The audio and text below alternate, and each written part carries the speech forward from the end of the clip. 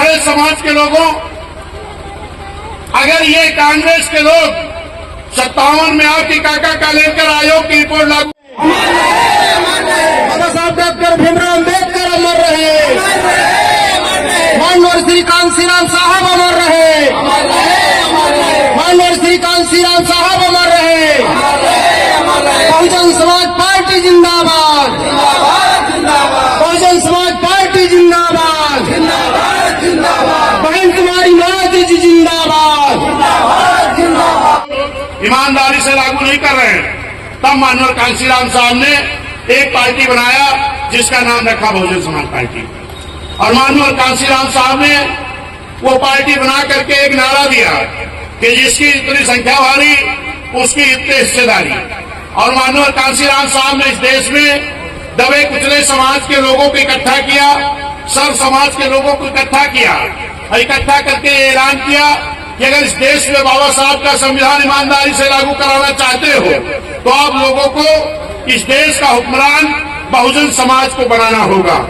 उसी कड़ी में मानवर कांशीराम साहब ने एक नारा दिया कि जिसकी जितनी संख्या भारी उसकी उतनी हिस्सेदारी।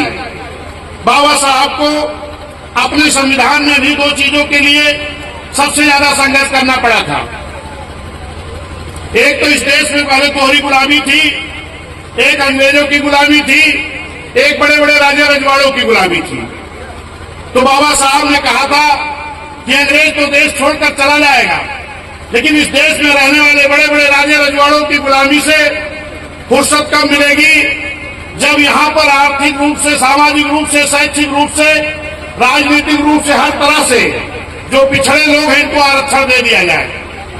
इसके लिए बाबा साहब ने बड़ा संघर्ष करके एक साइमन कमीशन की कमेटी मंगाने का काम किए।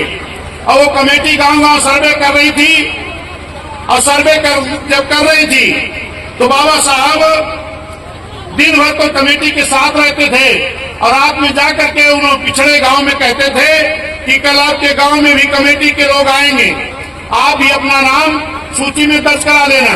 ये मेरे साथियों, जिन साथियों ने उस सूची में नाम दर्ज कराया वही साथी हैं जो समथल एरिया के लोगों ने सूची में नाम दर्ज कराया तो वो अनुसूचित जाति में हो गए, और जो पहाड़ी क्षेत्रों के लोगों ने अपना नाम दर्ज कराया वो अनुसूचित जनजाति में हो गए। लेकिन साथियों, जिन लोगों ने बाबा साहब की बात को नहीं माना, अपने दुश्मनों की बात को माना, वो पिछड़े के पिछड़े रह गए। लेकिन धन्य है बाबा साहब, उन्होंने संविधान में इनके लिए भी जगह दिया, उन पिछड़ों के लिए भी आर्टिकल 340 के तहत जगह दिया।